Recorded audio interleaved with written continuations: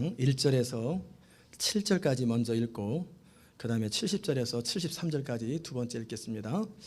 성이 건축됨에 문짝을 달고 문지기와 노래하는 자들과 레위 사람들을 세운 후에 내 아우 하나니와 영문에 관한 하나냐로 함께 예루살렘을 다스리게 하였는데, 하나냐는 위인이 충성되어 하나님을 경외함이 무리에서 뛰어난 자라.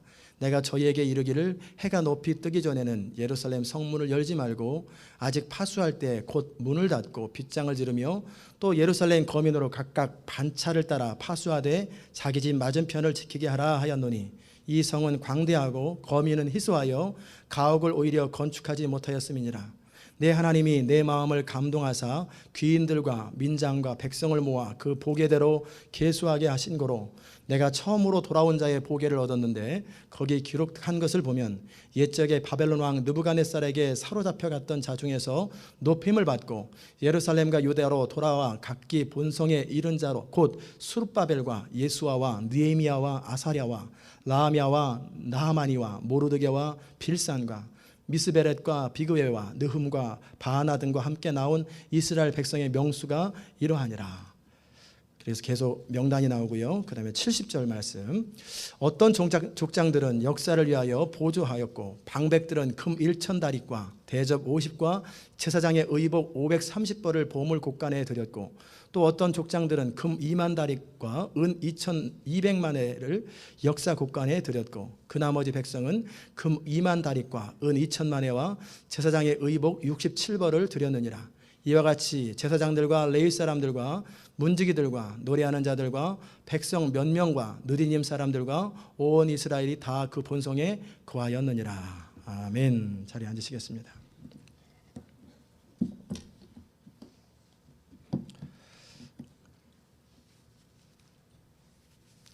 오늘은 기억하시는 하나님이라는 제목으로 여러분과 함께 말씀을 나눕니다. 따라서 한번 해봅시다. 기억하시는 하나님.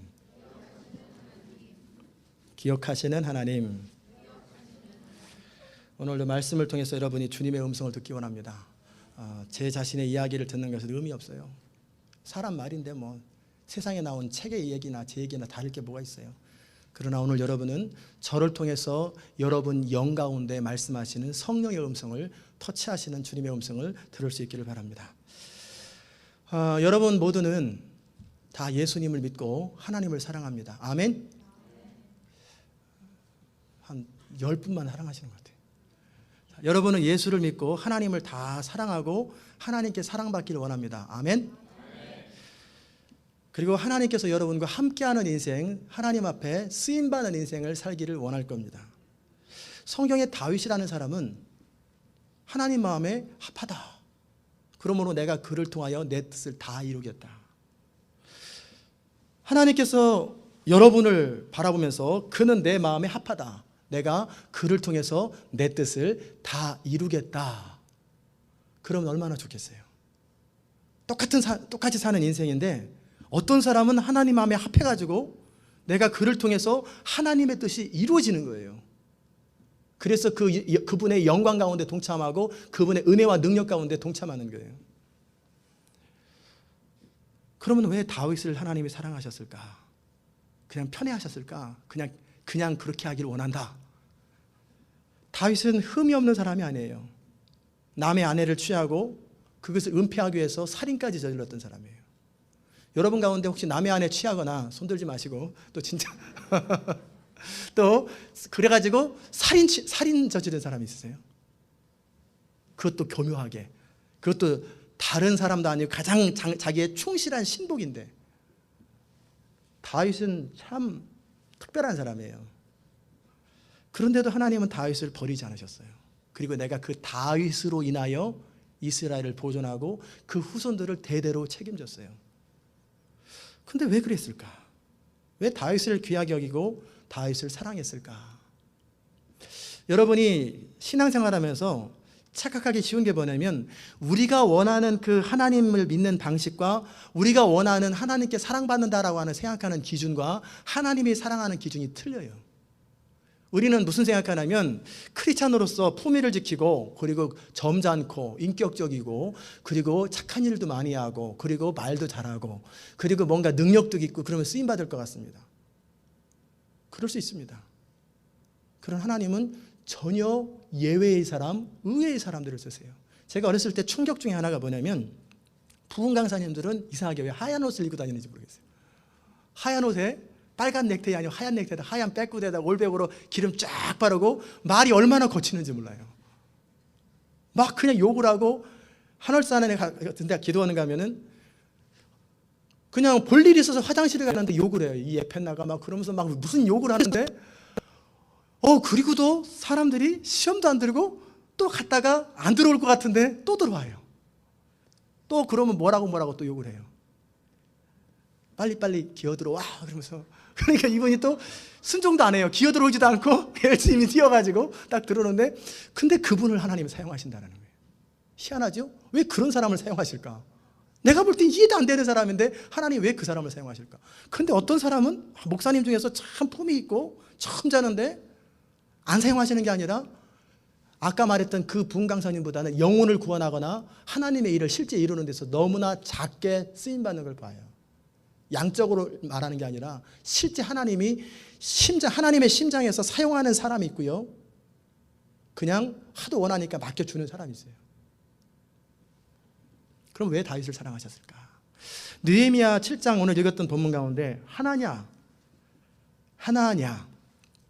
둘이냐가 아니라 하나냐라는 사람은 위인이 충성되고 사람 됨됨이가 충성되고 페이스풀하고, 하나님은 fear, 경외하는 것이 무리 가운데 뛰어났다고 되어 있어요. 느헤미야가 예루살렘 성벽을 다 재건하고 나서 두 사람에게 맡겼습니다. 본인이 이제 어디 떠나야 될 때가 있고 할 일이 많으니까. 그래서 그 동생 하나니, 이름이 하나냐 하나니라는 사람하고 또 한 사람은 하나냐. 그래서 하나님 하나니 이름이 좋은 건지 이 두 사람한테 맡겼는데 그들 가운데 누구를 칭찬하냐면 자기 동생이 아니라 하나냐라는 사람을 칭찬합니다. 이 사람은 위인, 사람의 됨됨이가, 그 사람의 그 퍼스널리티가 충성되고 하나님을 경외함이 모든 이스라엘 백성 가운데 딱 눈에 띄는다는 거예요. 군계 일학처럼 많은 닭들 중에서 학이 쫙 있으면은 탁 뛰잖아요. 눈에 띄는 것처럼 눈에 탁 띈다라는 거예요. 그 사람 누구나 이구동성으로 말하기를 하나님 경외하는 사람이지. 그 사람 하나님이 정말 사랑하는 사람이지. 눈에 탁 띄는 거예요. 목회를 하면서 여러 사람을 만납니다. 많은 분들을 만납니다. 우리 교회 성도들 아니든. 그런데 제 마음에, 또 목회자들의 마음에 이런 사람이 참 충성스럽다, 그리고 하나님을 진짜 경외하는 사람이다 라고 기억되는 사람, 느껴지는 사람이 있어요. 많지는 않지만 정말 그런 사람들이 있어요. 특별히 그 사람을 영적으로 지도하는, 가장 그 사람을 어찌 보면 잘 알잖아요. 영적인 센스를 가지고 다 안단 말이에요. 근데 그 사람인 영적 지도자에게 인정을 받는 것, 그것은 참 귀한 거예요. 처음엔 잘 모릅니다. 그런데 그 사람을 겪어보면 그 사람의 됨됨이를 알 수 있어요. 처음에는 못 모르고 막 열심히 하면은 6개월 정도 동안에는 굉장히 열심히 합니다. 그래서 이야, 진짜 헌신된 사람이 들어왔구나, 정말 괜찮은 사람이 들어왔구나. 그런데 6개월 지나고 1년 지나고 나면은 그 사람의 바닥이 딱 드러나요. 사람은 시간이 지나고 나면 그 사람이 느껴지게 마련이고 그 사람의 됨됨이가 사건과 상황을 통해서 드러나게 돼 있어요. 그런데 그 사람을 정말 잘 아는, 지도하는 영적 지도자의 마음속에서 하나님을, 저 사람은 정말 경외하는 사람이다, 충성스러운 사람이다 라고 기억되는 것은 축복입니다. 정말 괜찮은 사람이에요. 그런 사람들을 일반적으로 하나님께서 귀하게 사용하십니다. 그리고 하나님께서 보증해 주십니다. 제 마음속에서 여러분 모두를 축복하지만 어떤 사람들은 유난히 더 축복이 나가는 사람이 있어요. 굉장히 기도하면 기도가 깊이 들어가는 사람이 있어요. 그런 사람은 제가 하려고 그런 게 아니라요, 하나님이 강제로 몰아가셔서 그래요. 저는 바로 여러분이 그런 사람 되시기를 주의 이름으로 축원합니다. 그렇다고 여러분이 저한테 아부를 한다고 되는 것도 아니고요, 애쓴다고 되는 것도 아니에요. 6개월, 1년 동안 애씀이 한두 번이지 계속 애쓸 수 있겠어요? 결국 그 사람이 안에 있는 것이 자연스럽게 드러나게 되는 거예요. 자, 그러면 또 다른 관점에서 왜 똑같은 사람이 말씀을 듣고 똑같은 사람이 예배 드리는데 어떤 사람은 점점 믿음이 자라고 하나님을 경외함이 자라고 점점 변화되기 시작하고 그래서 정말 하나님의 사람으로 귀하게 쓰임받는 사람이 있는데 어떤 사람은 듣기는 똑같이 듣고 아멘은 똑같이 하고 알기는 정말 또 찰떡같이 잘하는데 근데 3년이 지나도 5년이 지나도 도대체 안 변해요. 그리고 쓰임받느냐? 그러면 잘 안 쓰임받아요. 왜 그럴까? 어떤 사람은 하나님이 기억하십니다. 그래서 모두를 다 기억하시죠. 그런데 유난히 하나님께서 어떤 일을 하려고 할 때 내가 누구를 보내며 할 때 딱 생각나는 사람이 있어요. 이 일에 딱 생각나는 사람이 있는데 저도 마찬가지거든요. 딱 생각나는 사람이 있는데 어떤 사람은 도대체 무슨 일을 시키려 해야 될지 생각이 안 나요. 그 사람은 도대체 무슨 일을 해야 될까? 아무 생각이 안 나요. 그냥 열심히 공부하라고 하자. 열심히 훈련 들어가자. 그 외에는 특별히 생각이 안 나요. 하나님이 사용하려니까 기억나는 사람이 있고 어떤 사람은 기억이 안 나는 사람이 있어요. 그 차이가 뭘까? 저는 오늘 그 부분을 말씀드리려고 하는 거예요. 그리고 여러분이 오늘 이후로 인생관이 바뀌고 여러분이 삶의 패턴이 완전히 달라질 수 있기를 주의 이름으로 축원합니다. 첫 번째 여러분이 정말 중요한 부분을 다룹니다. 월드뷰 또는 세계관 또는 필라소피 또는 가치관이라고 그래요. 우리는 다 나름대로 세상을 살아갈 때 삶의 나름대로의 기준이 있고 철학이 있고 원리가 있습니다. 배운 사람이든 안 배운 사람이든 그가 하나님의 사람이든 세상 사람이든 어떤 인종이든 모두가 그 나름대로 살아가는 삶의 철학이 있어요. 철학이 없는 사람은 없어요. 어린아이도 나름대로 기준이 있어요. 엄마가 가르쳐주는 기준. 할머니도 다 나름대로 기준이 있어요. 그래서 끝까지 포기하지 않는 그 사람의 어떤 붙들고 있는 게 있단 말이에요. 분명히 모든 사람들은 여러분도 다 있어요. 그 사람이 의식하든 의식하지 못하든 문화 속에서 자연스럽게 몸에 배운 거예요. 그러기에 당신의 가치관, 필로소피, 월드뷰는 뭡니까? 세상을 바라보는 관점. 세상에서 살아가는 동안에 중요하게 생각하는 것이 뭡니까? 라고 물어볼 필요 없이 그 사람이 억울한 일을 당할 때, 답답한 일을 당할 때, 위기에 처할 때 어떻게 하는지 가만히 보면 금방 드러나요. 아, 그 사람은 그런 사람이구나. 이 사람은 이런 사람이구나. 이게 느껴지는 거예요. 남에게 비난을 받을 때, 경제적으로 위기에 처해 있을 때, 질병이나 기타 인생의 위기를 만날 때 그가 행동하는 거 보면, 표현하는 거 보면 그가 정말 중요하게 생각하는 건 뭐고 그 마음 깊은 곳에 가지고 있는 것이 뭔지가 자연스럽게 드러나는 거예요. 마치 흙탕물 속에 있다가 흙탕물이 싹 가라앉으면 바닥에 돌이 보이고 풀들이 보이는 것처럼 자연스럽게 드러납니다. 하나님도 바로 그 중심을 보십니다. 그 중심을 보시고 그 사람을 사용할지 말지를 결정하시는 거예요. 그러면 우리는 모두가 그 중심이 믿음의 사람, 하나님을 사랑하는 사람, 그 중심이 변화되기를 정말 소원해요. 그러면 어떻게 그 중심이 개발되고 어떻게 변화될 수 있을까? 이건 굉장히 중요한 사실입니다. 우리는 성경을 배우고 알아갑니다. 진리를 배웁니다. 또 이것저것 여러 가지 많은 인포메이션을 다 배웁니다. 그런데 그것이 우리 삶을 움직이는 게 아니에요. 불교도 배울 수 있고 도교도 배울 수 있고 증산도도 배울 수 있고 요가도 배울 수 있고 무슨 마호메트교도 배울 수 있고 무슨 책에서 철학 이야기도 배울 수 있고 이런 얘기 저런 얘기를 많이 듣고 많은 것을 집어넣습니다. 머릿속에다 집어넣습니다. 그러나 그것이 우리 삶을 움직이는 게 아니에요. 예배 시간에 설교를 통해서 듣습니다. 성경을 읽습니다. 수없이 많은 이야기를 듣습니다. 그러나 그 모든 것을 다 갖고 있는데 그것이 우리 인생을 움직이는 게 아니에요. 우리 속에서 정말 옳다고 여기고 중요하게 여기는 것에 따라서 우리는 움직인다는 거예요. 그것이 어느 순간에 여러분이 성령의 터치하심과 그러기에 성령의 감동이 필요하거든요. 예배 가운데 성령의 감동이 탁 임해서 여러분이 옳다고 생각하는 것이 탁 깨지는 순간이 있어요. 그러면 여러분이 아픔을 느낍니다. 이게 뭐야? 그러면서 첫 번째 반응은 안 듣고 싶다. 내지는 거부하고 싶다. 내지는 아파요. 그럼 나는 뭐란 말이야? 나는 그럼 아무것도 아니란 말이야? 그래서 튑니다. 그런 순간들을 여러분이 경험하실 거예요.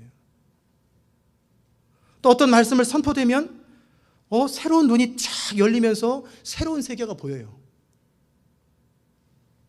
그게 눈이 열리는 거예요. 영적인 눈이. 여러분이 자기 중심의 사람인지 하나님을 경외하는 사람인지 알 수 있는 방법은 스스로 자신에게 물어보십시오. 만약 여러분이 어떤 토론을 하다가 그 사람하고 말다툼을 하게 됐어요. 그런데 그 순간에 어떤 중요한 사람이 나타날 때, 그리고 또 성령께서 지금 나에게 느껴질 때, 이 둘 중에서 어느 때 여러분의 감정을 잘 통제하십니까? 여러분이 혼자 계실 때 하나님 앞에서 자신을 통제하기가 쉬운지, 아니면 옆에 누군가가, 애들 말고 전혀 모르는 사람 말고 여러분을 잘 알고 여러분이 중요하게 생각하는 사람 옆에 있어주는 것이 통제가 잘 되는지를 생각해 보십시오. 그럼 금방 답이 나와요. 하나님을 경외한다라는 것은 뭐냐면 혼자 있을 때 하나님을 의식하고 살아가는 거예요. 그게 하나님을 경외하는 것입니다. 사람들에게 어떻게 보일까? 사람들이 나를 어떻게 생각할까가 아니라 하나님이 나를 어떻게 생각하실까에 의해서 인생이 움직여지는 그 사람을 하나님을 경외한다라는 거예요. 하나님의 인정을 받는 것을 사람들에게 인정받는 것보다 더 귀중하게 여기는 것, 그것을 하나님을 fear, 경외한다, 의식한다 라고 하는 게 consciousness예요. 여러분이 정말 다듬어져야 될 부분이 있다면 그 부분이 다듬어져야 돼요. 그 부분을 해결하지 않고 아무리 교회를 다녀도 도대체 바뀌지 않습니다. 안 바뀌어요. 그 부분이 다듬어지는 건 노력한다고 되는 것이 아니에요. 그걸 또 의식한다고 되는 것도 아니에요. 근본적인 그 사람의 가치관, 월드뷰, 그 다음에 필로소피, 세계관 자체가, 가치관 자체가 통째로 바뀌어야지 그것은 저절로 바뀌는 거예요. 삶의 패턴이 바뀌어야 돼요. 여러분이 색깔 있는 안경을, 우리 수학여행 갔을 적에 안경 쓰는 친구들한테 그래도 지워지는 빨간 매직을 칠하는, 빨간 사인펜으로 쫙 칠해놓으면은 불이야! 그러면 얘가 벌떡 일어나가지고 온통 불색깔이 있으니까 막 놀라가지고 어쩔 줄 모르는 거예요. 불난 줄 알아요. 왜? 안경이 빨가니까. 색깔 있는 안경을 쓰면 안경 색깔처럼 세상이 보이지만 안경을 벗으면 다르게 보이잖아요. 여러분이 시각장애나 글씨가 난독증, 찌그러져 보이는 사람들을 인생에 많은 어려움들을 겪잖아요. 분명히 이 나무가 있는데 이쪽 같다, 이쪽 같다, 이쪽 같다, 이쪽 같다 그래가지고 가서 딱 없는 데로 갔는데 나무에 정확하게 부딪히면은 그냥 팍 넘어져 버리는 거예요. 이런 인생에 살다가 얼마나 힘들겠어요. 마찬가지로 잘못된 세계관을 가지고 있는, 세계관이라는 단어를 이제 앞으로 사용합니다. 필로소피 내지는 월드뷰라는 단어를 안 사용합니다. 똑같은 내용이에요. 잘못된 세계관을 가진 사람은 삶의 경험을 똑같은 일이 발생했는데 그릇된 방법으로 해석하는 거예요. 그렇기 때문에 오해를 하고, 그렇기 때문에 잘못되는 거예요. 잘못된 세계관을 가진 사람은 그의 세계관에서 결정적인 어떤 부분이 뭐가 잘못됐는지 자기는 몰라요. 그다음에 또 한 가지 여러분이 기억하셔야 될 내용은 뭐냐면, 우리는 우리가 고백한 대로 사는 게 아니라 내가 정말 믿는 대로 산다라는 거예요. 찬양을 통해서 전능하신 하나님 찬양, 위대하신 하나님, 크신 하나님, 광대하신 하나님 찬양하면서 고백하고 선포했습니다. 그런데 직접 삶의 자리에서 걱정이 생기고 문제가 생기면은 두려워하고 염려하고 답답하고, 찬양할 때 고백하고 전혀 상관없이 있는 내 모습 보는 거예요. 그럼 뭐예요? 내 고백하고 내가 믿는 게 다르다는 거예요. 그래서 우리 주님 말씀하신 거예요. 마음으로 믿어 의에 이르고 입으로 신하여 구원에 이르느니라. 두 가지가 조화를 이루고 하나가 돼야 돼요. 너희 믿는 것과 아는 것과 말하는 것이 하나가 되는 것, 그게 중요한 거예요. 사람은 자신이 정말 믿는 대로 살아갑니다. 우리가 하나님에게 이러저런 고백을 할 수 있어요. 그러나 정말 하나님이 내가 고백한 대로의 하나님을 믿는다면 그에 따른 행동이 나오게 되어 있어요. 그렇지요? 하나님이 그런 분이라 여겨지면, 진짜 믿는다면 그에 따른 반응이 나오게 되어 있어요. 이 미국이나 서양에 살고 있는 많은 사람들, 그들 가운데 크리스찬임에도 불구하고 이중적인 가치관을 가지고 있어요. 하나는 초자연 세계, 즉 영적인 세계에 대해서 어느 정도 열려 있어요. 아프리카나 이런 데도 열려 있어요. 그래서 샤머니즘이 있다든지 무당을 믿는다든지 뭐 이렇게 영적인 세계를 사람들은 어느 정도 인정합니다. 그러나 특별히 미국에서는 그거보다 더 강하게 사람을 붙들고 있는 게 뭐냐면 자연 법칙이에요. 내추럴 프린서플. 그래서 이 자연 법칙, 과학의 법칙을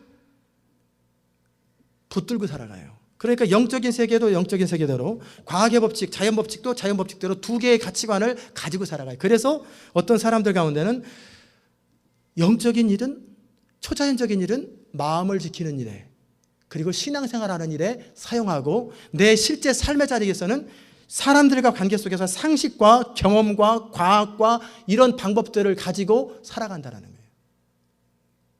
인정하십니까?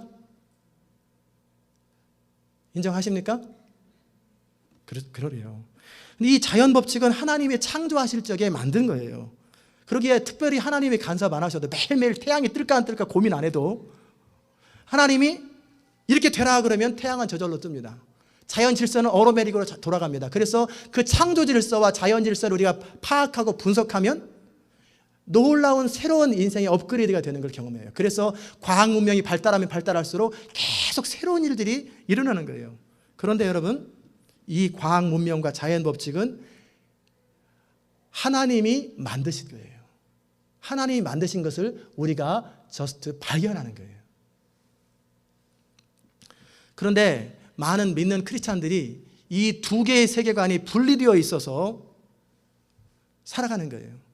그래서 아까 말씀드린 것처럼 이거는 이거고 저건 저것처럼 따로따로 생각해요. 그래서 우리가 실제 살고 있는 이 삶의 자리, 자연 질서 가운데 하나님을 개입시키는 사람은 드뭅니다. 이런 측면에서는요, 오히려 저 아프리카나 저런 제3세계 사는 사람들이 더 영적이에요. 그 사람들은 사단도 인정합니다. 무당이나 점쟁이들이 귀신 인정하고 신을 인정해요. 그죠? 다 인정합니다. 그리고 푸닥거리도 하고. 그러나 합리적이고 미국에서 서구적인 교육을 받았던 사람들은 그것을 하나의 다른 카테고리로 여기고 우리 삶을 살아가는 것은 새롭게 여기는 거예요. 예를 들어서 여러분이 농사를 지을 적에 잘 자라거나 잘 안 자라거나 이런 부분에 있어서 하나님과 상관없이 과학적인 원리를 이용합니다. 그래서 기도합니다. 하나님 풍년이 되게 하옵소서. 이런 일 저런 일 기도하지만 그거보다 더 실제적으로 받아들이는 것은 살균제를 뿌리고 살충제를 뿌리고 농약을 치고 씨앗을 개종하고 그래야 농사가 잘 된다고 생각하는 거예요. 그죠? 기도합니다. 물론. 그러나 기도가 실제 내 삶을 더 유익하게 할 거라는 생각 안 해요. 그냥 특별히 문제 없게 해주세요. 그렇게 하고 실제 현실적인 결과는 내가 어떻게 하느냐에 따라서 더 달라질 거라고 생각하는 거 사는 거예요. 여러분 심청전에 보면은 그 인당수에서 낚시를 하고 고기를 잡는 사람들이 심청이를 공양미 300석에 사가지고 어떻게 합니까? 인당수물에 텀버덩 집어넣습니다. 이 이야기 아시죠? 스토리 안 해도. 자, 그러면 그 사람들이 몰상식한 사람들입니까? 그 사람들은 그 사람 나름대로 그 바다에 신이 있어서 이 특별히 그 젊은 아가씨, 처녀를 물에다 빠뜨려야 그 신이 노여움이 사라지고 그리고 그것이 바다에서 안전하게 항해를 할 수 있다라고 믿기 때문에 그러는 거예요. 좀 더 현대적인 이야기를 하면은 한국의 가장 최고의 기업이라고 하는 기업이 있습니다. 시옷자 들어가는 기업. 그죠? 그런데 그 기업이 첨단 제품을 만들거나 뭔 일을 새로운 비즈니스 시작할 때 돼지머리 갖다 놓고 거기다 고사를 지냅니다. 지금도 그래요. 모든 이사 말단 직원들 말고 이사 수준 어느 정도 지위가 있는 사람들은 전부 다 와서 돼지머리 앞에서 절을 해야 돼. 그렇지 않으면 눈치 보입니다. 왜 그럽니까? 문화입니까? 전통입니까? 아니에요. 그 사람들은 이 돼지머리에게 절을 하면 어떤 신이 도와줘서 그 문제를 해결할 수 있다라고 실제 믿기 때문에 그러는 거예요. 그 사람들 바보가 아니에요. 그렇게 믿고 있기 때문에 그렇게 행동하는 거예요. 사람들은 각 사람 나름대로 보이지 않는 어떤 힘이 있어서 그 힘이 자신을 도와주거나 회방하거나 할 수 있다고 생각하기 때문에 심청이를 물에 빠뜨리거나 돼지머리 갖다 놓고 제사를 드리는 거예요. 만약에 여러분이 이 세상은 하나님이 창조하셨고 하나님이 통치하시는 세계라고 믿는다면 믿습니까? 그러면 하나님의 방법으로 하나님의 원리를 가지고 그 문제를 접근하고 그런다면 그 결과는 하나님이 책임집니다. 어떤 결과가 나오든지 그렇게 믿음으로 사는 사람은 하늘 위로 받겠네. 무슨 일을 만나든지 만사 형통하리라. 성경은 분명히 기록하고 있어요. 그런데 많은 사람들은 하나님의 방법으로 일 안 합니다. 나름대로 믿기는 믿습니다. 도와줄 걸 믿습니다. 그러나 실제적으로 내가 다 합니다. 그러면 그 책임을 하나님이 지는 게 아니에요. 내가 지는 거예요. 왜? 하나님이 원리로 하지 않았기 때문에.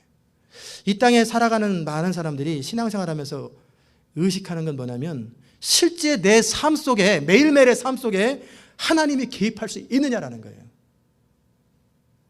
성경에서 나오는 많은 스토리들 그 기적들이 내 삶 속에서도 동일하게 역사한다고 믿는 사람들은 실제 하나님을 경험하고 하나님을 체험합니다. 천사가 진짜 존재하고 사단도 진짜 존재하고 다 그 사단이라는 게 존재한다고 하는데 그 잘 모르겠어. 천사가 뒤에서 돕는다 그러는데 돕겠지. 심판이 있겠지. 이렇게 막연하게 생각하는 사람은 의식 안 하고 삽니다.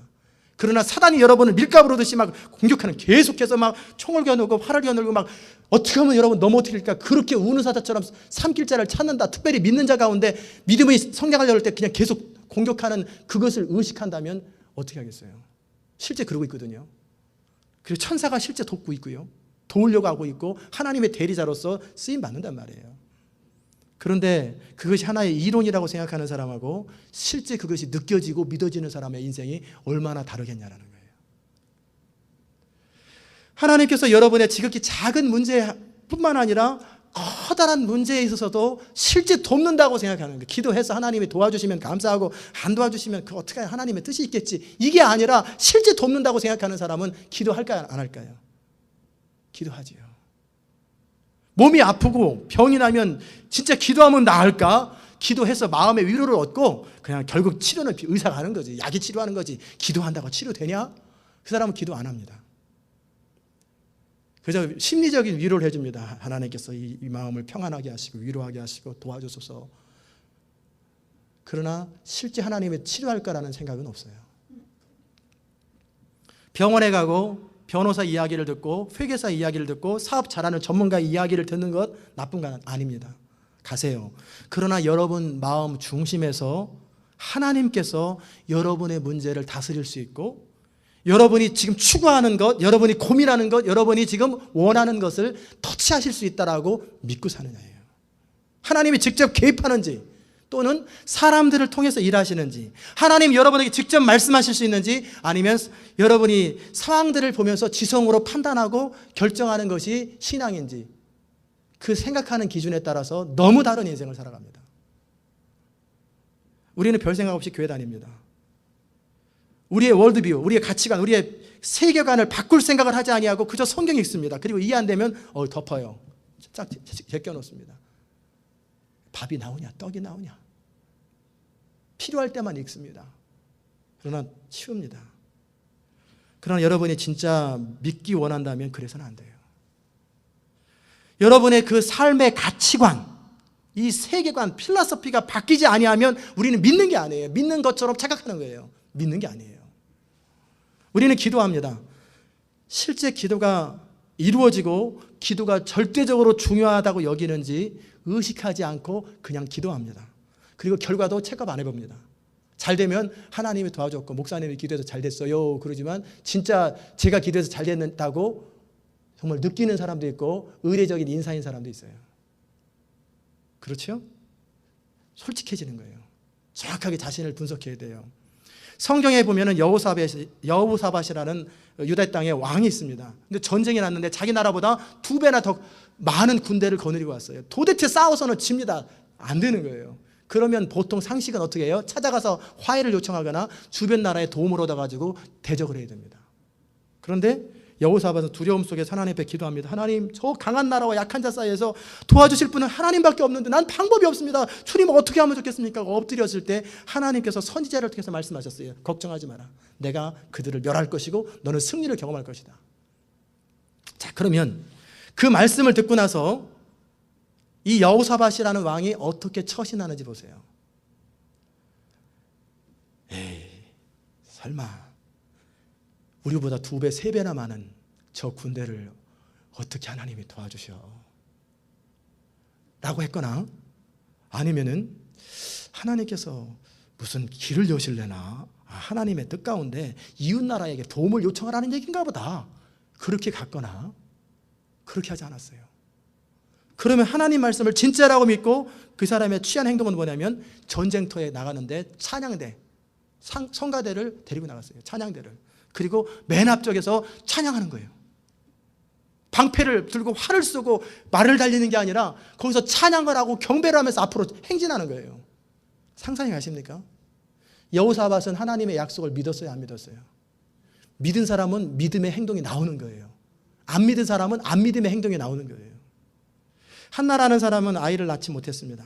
그래서 늘 마음에 부담이 있어요. 분이나라는 다른 부인이 자꾸 너는 뭐라고 하면서 속삭이는 거예요.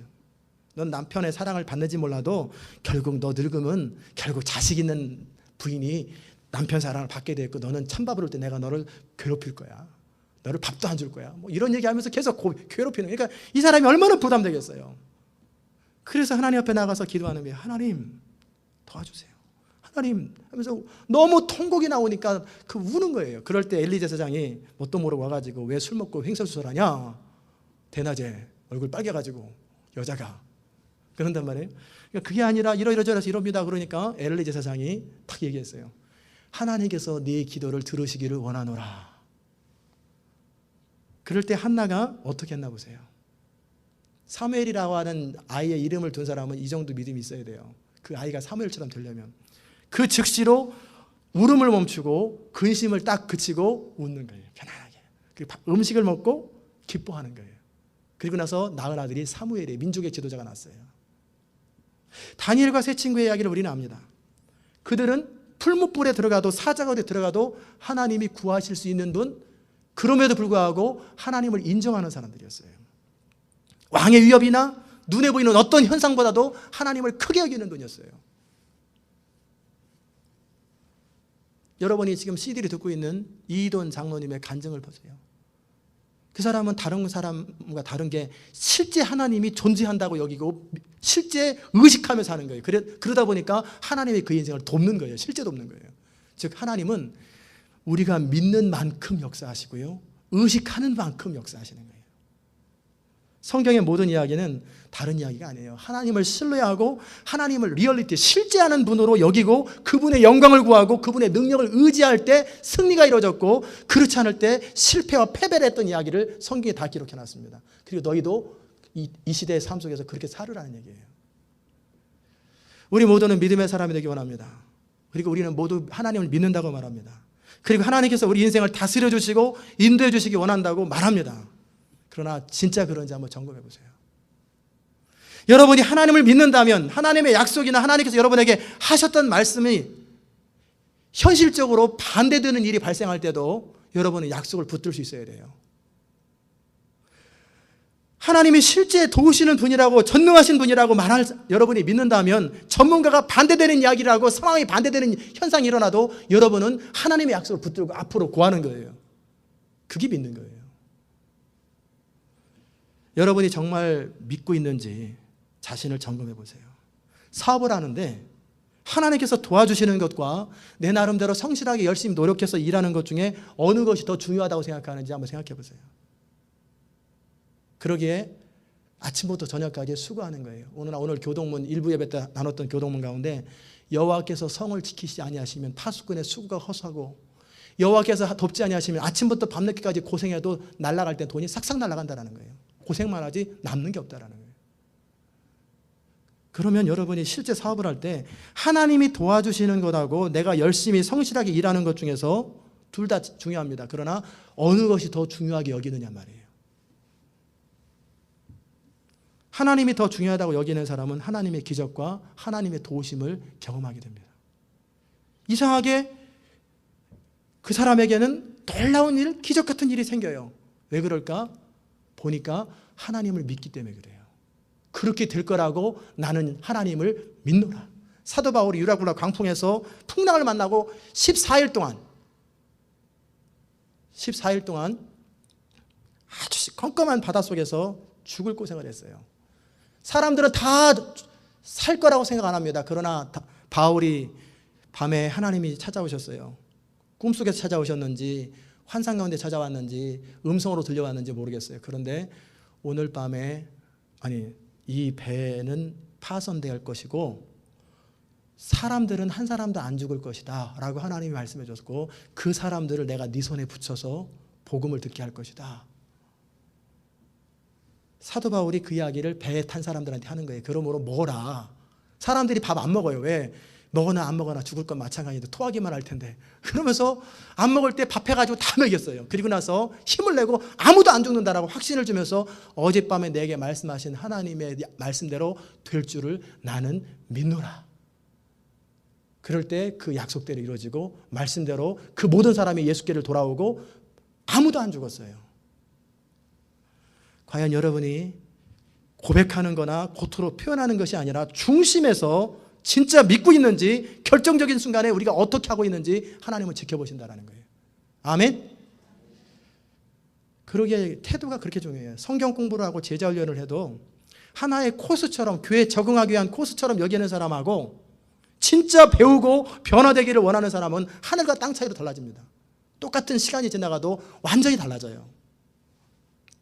예배에 참여하여도 의례적으로 앉아있는 사람하고 결사적으로 하나님의 임재를 사모하면서 하나님의 음성 듣기를 소원하는 사람들은 다릅니다. 그래서 앞에 앉으라는 거예요. 특별한 예외, 아이가 있거나 또는 저 같은 경우는 다른 교회 갔을 때는 앞에 못 앉고 뒤에 앉습니다. 왜냐하면 편안하고 언제든지 중간에 나갈 수 있으니까. 마음에 안 들면 나갈 수 있잖아요. 축도 전에 나간다든지 이런 마음으로 앉아있든지, 아니면 그냥 뒤에 앉아, 우리 교회 안에서 뒤에 앉아보니까 편안해요.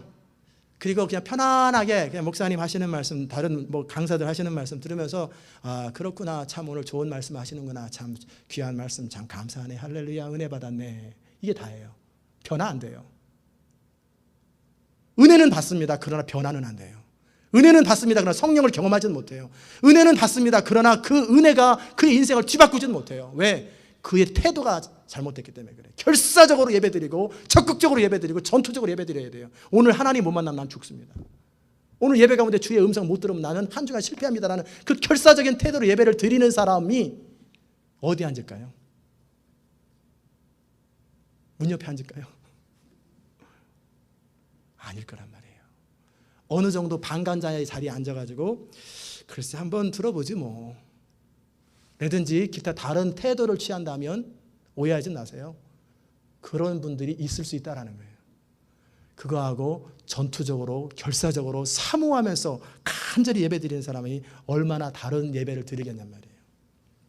중요한 것은 우리가 어떻게 믿고 실제 어떻게 생각하느냐예요. 하나냐라는 사람은 위인이 사람의 됨됨이가 충성되고 하나님을 경외함이 무리 가운데 뛰어나다고 기록되어 있어요.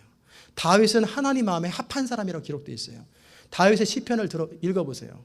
그가 그냥 그의 시만 읽지 말고 그가 어려움 당할 때, 그가 환난 당할 때, 그가 위태한 지경에 다윗은 어떻게 했는지, 나도 다윗처럼 하는 거예요. 모세는 어떻게 했는지 나도 모세처럼 하는 거예요.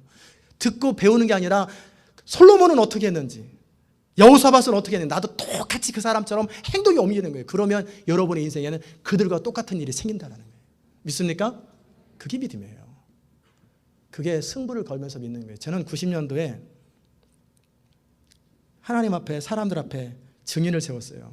30명의 청년들을 산에 모아놓고 선포를 했어요. 나는 오늘부터 그의 나라와 그의 의를 구하면서 내 인생을 살겠다. 그리함으로 내 인생이 어떻게 되는지 너희들은 지켜봐라. 나와 같이 그렇게 할 사람 손들어라. 근데 별로 없더라고요. 빌리 그레임이 어느 날 무릎을 꿇고 성경에 대해서 더 이상 의문 삼으려면 성경에 궁금한 거 되게 많아요. 아담 배꼽이 있는지 없는지, 선악을 왜 만들었는지, 무슨 뭐 별의별 얘기, 별의별 한 40가지도 저도 질문하려면 질문, 여러분이 대답 못 하실 수 있는 질문 다 할 수 있어요. 빌리 그레임도 똑같은 질문을 했어요. 성경에는 우리 질문에 답하려고 성경이 있는 게 아니에요.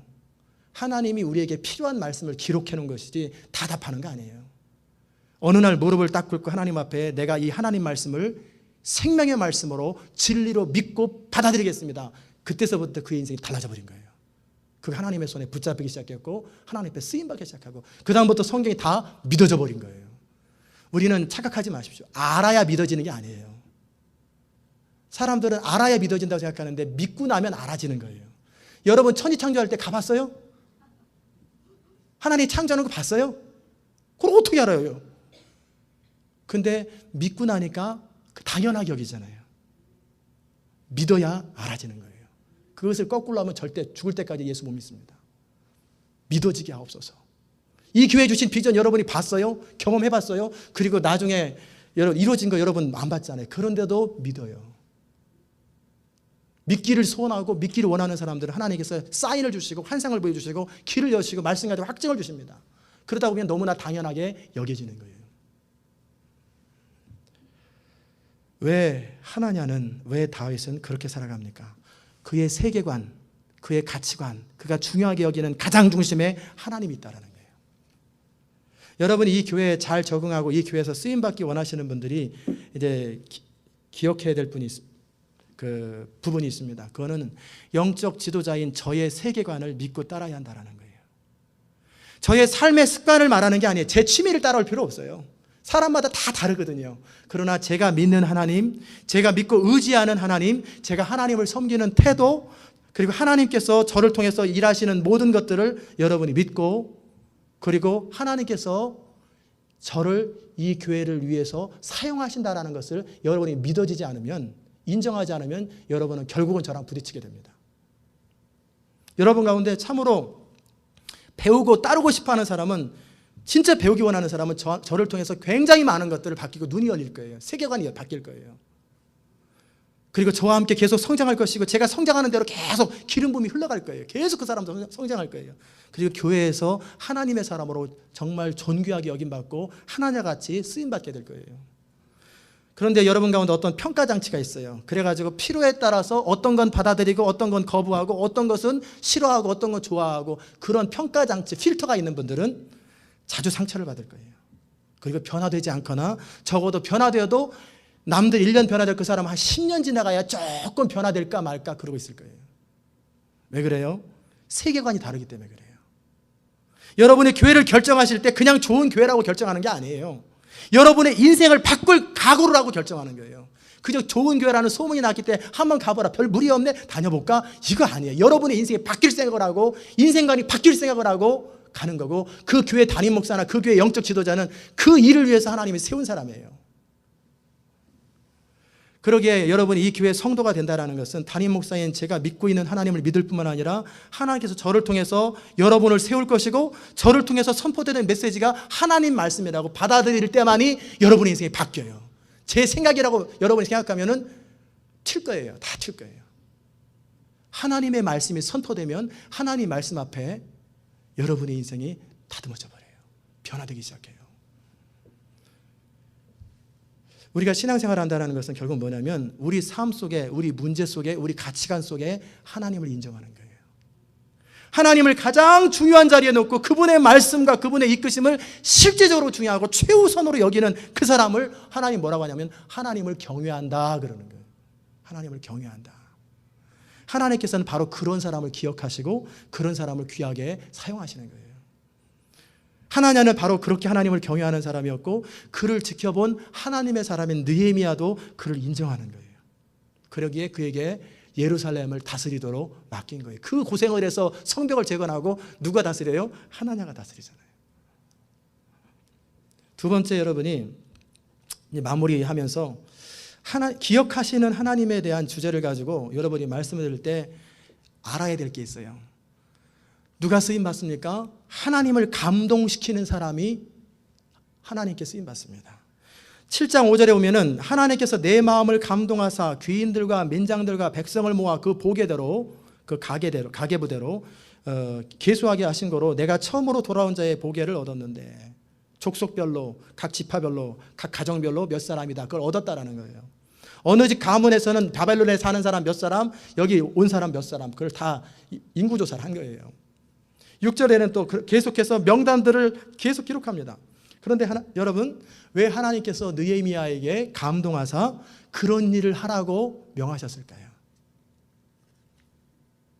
오늘 읽었던 본문 70절에 보면은 어떤 족장들은 역사를 위하여 보조하였고, 방백은 금 1,000다리과 대저 50과 제사장 의복 530벌을 보물극간에 헌금했다. 어떤 족장은 금 2만 다리과 은 2,200만 회를 역사곡간에 드렸고, 많은 족장들 가운데 어떤 사람들은 나머지 백성들은 금 2만 다리과 은 2천만 회와 제사장 의복 67벌을 드렸다라고 기록합니다. 제가 이렇게 딱 유심히 보니까 족장 한 사람이 나머지 백성 전체보다 더 많이 드렸어요. 그 말은 여러분에게 하나님 재산을 허락하시고 부를 허락하시는 것은 하나님의 나라와 영광을 위해서 쓰라는 거예요. 그 사람의 이름이 기록되는 거예요. 또 이와 같이 제사장과 레위 사람과 문지기들과 노래하는 자와 백성 몇 명과 느디님 사람들과 온 이스라엘이 그 본성에 기록하였다라고 기록합니다. 여러분 이걸 보면서 무슨 생각이 드십니까?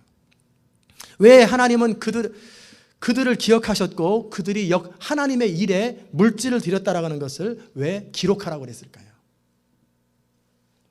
하나님께서는 꼭 기억하십시오. 하나님의 나라와 영광을 위해서 헌신하는 사람들, 하나님의 나라와 영광을 정말 중요하게 여기는 그런 사람들을 기억하십니다. 그리고 그런 사람들은 그 마음을 시간으로, 물질로 표현하게 돼 있어요. 우리 마음이 없이는 여러분 물질을 드릴 수 없습니다. 마음이 있는 곳에 물질이 가는 거예요. 우리가 하나님을 향한 사랑과 하나님을 향한 열망이 없이 하나님께 뭔가 드리면 아까워요. 그렇게 아까워요. 다른 거 밥 사 먹는데 사람들하고 뭐 음식 먹고 돌아다니는 데는 하나도 안 아까워요. 그런데 하나님께 뭔가 드리려고 말없이 드리려고 하면 더더욱 아까워요. 왜 그래요? 마음이 다른 데 있어서 그래요. 하나님께 헌신한다는 것은 우리 마음 중심에 하나님이 자리 잡고 있을 때만이 헌신이 되는 거예요. 하나님 물질의 양보다 더 중요하게 마음의 양을 말합니다. 과부의 2렙돈, $2밖에 안 되는지도 몰라요. $10밖에 안 되는지 몰라요. 그런데 부자의 자루 까뜩이 낸 헌금보다 더 많이 드렸다고 그래요. 이유는 과부는 자기 전 재산을 드렸고 부자는 전 재산의 1%를 드렸다. 그 퍼센테이지로 하나님 보는 거예요. 즉 마음의 퍼센테이지요, 물질의 퍼센테이지를 보는 거예요. 그러게 우리가 하나님께 얼마나 드리는가는 우리 마음하고 비례합니다. 그런데 하나님이 그 중심을 보신다라는 거예요. 중심을 보신다. 위인이, 사람의 됨됨이가 충성되고 하나님을 경외하는 사람이 당연하게 헌신하기를 원하고 드리기를 원할 거예요. 그렇지요? 그렇다면 그의 삶의 관심이 하나님밖에 없기 때문에 그래요. 그렇다면 여러분은 지난 20년, 30년, 50년, 70년 동안 살아가면서 전 존재를 걸면서 하나님을 섬긴 적이나 여러분이 정말 하나님을 감동시킨 사건이나 그런 순간이 있었습니까? 내가 생각해도 이건 진짜 하나님이 감동하신 일이다. 하나님은 어떤 분이냐면 진짜 감동하셨을 때 감동하셨다고 표현해드려요. 표현을 하십니다. 내가 감동했다. 저한테도 몇 번 표현하셨어요. 내가 네 마음에 감동했다. 도무지 믿기 어려운 상황에서 하나님을 신뢰해 드렸다든지 여러분이 할 수 없는 어떤 엄청난 희생을 치렀을 때 그리고 하나님의 명령을 어떤 부탁을 하셨을 때 도무지 납득이 안 되고 하기도 싫었는데 순종하여서 자기를 쳐서 복종시켰던 것, 그 감동이 있단 말이에요. 하나님은 그것을 감동이라고 표현하시는 거예요. 여러분이 그런 적 있으십니까? 이렇게 하나님을 감동시키려면 중심에서 하나님의 영광을 사모하고 하나님 나라를 사랑해야 돼요. 그 중심이 하나님께 향해 있어야 하나님께 감동을 드리는 거예요. 하나님이 어떤 사람 사용하시겠어요? 이렇게 하나님을 감동시켜 드리는 분을 사용하지 않겠어요? 하나님을 섬기되 전 존재를 걸고 하나님을 사랑하고 그렇게 섬기는 사람을 사용하지 않겠어요? 그렇지요? 그러면 답은 간단합니다. 어떻게 쓰임 받을지. 하나님을 사랑하고 믿는 사람은 그 말씀에 절대적으로 순종합니다. 그리고 그 음성 듣기를 원하고 중심으로 하나님이 잘해주니까가 아니라 그분의 뜻대로 살기를 원해요. 그리고 그분이 원하시는 일을 순종합니다. 우리 자녀들한테 본능적으로 잘해주잖아요. 그 이상으로 하나님께 본능적으로 잘해드리는 거예요. 본능으로 안 되면, 본능이란 말은 타고난 게 아니라 훈련됐다라는 걸 말하는 거예요. 그렇다면 의지적으로라도 그렇게 하라는 거예요. 올해 이 교회에 하나님의 사람들을 세우겠다고 말씀하셨어요. 하나님의 사람이 어떤 사람입니까? 그의 세계관이 하나님 중심인 사람이에요. 그의 하나님을 향한 마음이 하나님을 기뻐하는 것, 하나님이 원하시는 것, 하나님이 좋아하시는 거라면 뭐든지 하고 싶은 절대적인 소원이 있는 그 사람이에요. 더욱이 이 교회 주신 비전을 믿고 신뢰하면서 거기에 자기 인생을 어태치하는 거예요. 컴퓨터 메일 보낼 때 어태치하는 것처럼 내 인생도 더불어 이 교회가 가는 곳에 어태치되는 것, 붙어지는 것, 그게 하나님의 사람이에요. 저는 말씀을 들으시는 여러분이 바로 그런 사람 되시기를 주의 이름으로 축원합니다. 저는 오늘 하나님이 기억하는 또는 기억하시는 하나님이라는 주제로 말씀을 드렸어요. 하나님은 어떤 사건이나 어떤 계기보다는 그것을 통해서 우리 마음이 하나님께 드려졌다라는 그것을 기억하십니다. 우리 중심이 하나님께 표현될 때 그것을 기억하시고 반드시 보답해 주십니다.